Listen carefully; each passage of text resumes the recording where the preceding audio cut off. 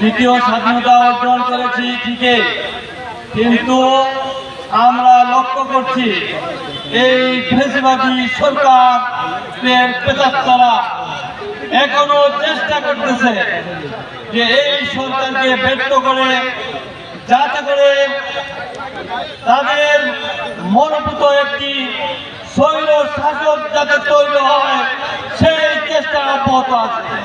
প্রিয় ভাইরা, আমি শুধু বলতে চাই, আমরা যেভাবে অতীতে ঐক্যবদ্ধ ছিলাম, এখন আমাদেরকে ঐক্যবদ্ধভাবে থাকতে হবে।